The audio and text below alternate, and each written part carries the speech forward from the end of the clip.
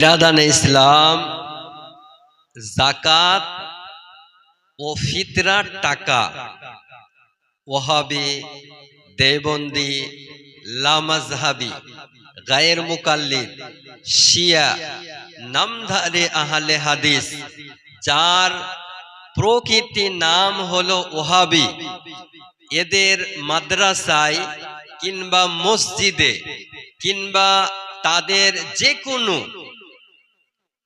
ধর্মীয় স্থানে যাকাতের টাকা, ফিতরার টাকা দেওয়া যাবে কিনা, তাদেরকে যাকাতের তাদের মাদ্রাসায় টাকা দেওয়া যাবে কিনা, তাদের মসজিদে যাকাত ফিতরার টাকা দেওয়া যাবে কিনা, এই সম্পর্কে শরীয়তের বিধান কি? দেখুন, এই সম্পর্কে যাকাত ও ফিতরার দেওবন্দি, ওয়াহাবি, নামধারী আহলে হাদিস, রাফেজি, শিয়া, খারেজি, যত রকমের ভ্রান্ত মতবাদ পোষণকারী এদের মাদ্রাসায় এবং এদের মসজিদে যাকাত ফিতরার টাকা দেওয়া শরীয়তের বিধান অনুযায়ী হারাম, নাজায়েজ, দেওয়া যাবে না।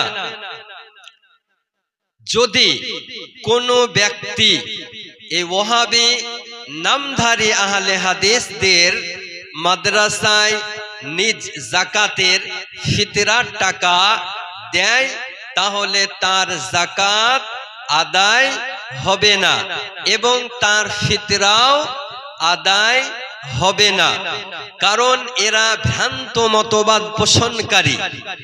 কোন মুশরিক, কোন কাফিরদের ধর্মীয় স্থানে যাকাত ফিতরার টাকা দেওয়া শরীয়তের বিধান অনুযায়ী হারাম, দেওয়া যাবে না।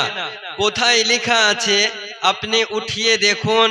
কিতাবটির নাম ফতওয়ায়ে ফাইজুর রসুল, প্রথম খণ্ড 511 পৃষ্ঠার মধ্যে বর্ণিত হয়েছে এবং ফতওয়ায়ে রাজা বিজ্ঞা চতুর্থ খণ্ড 491 পৃষ্ঠার মধ্যে বিস্তারিত বর্ণনা হয়েছে যে নামধারী আহলে হাদিস, দেওবন্দি, ওয়াহাবি এদের মাদ্রাসায় এদের যে কোনো ধর্মীয় স্থানে যাকাত ফিতরার টাকা দেওয়া জায়েজ নয়, জায়েজ নয়, জায়েজ নয়।